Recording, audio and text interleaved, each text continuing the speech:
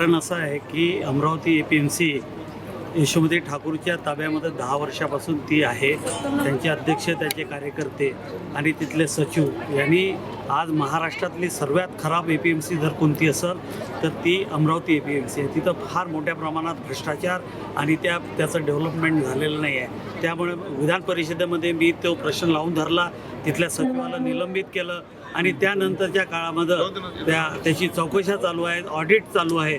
सर्व हे चालू असल्यामुळं त्यांना माहीत आहे की आता पुढे या चौकशीमध्ये 100% ते हायकोर्टात गेले.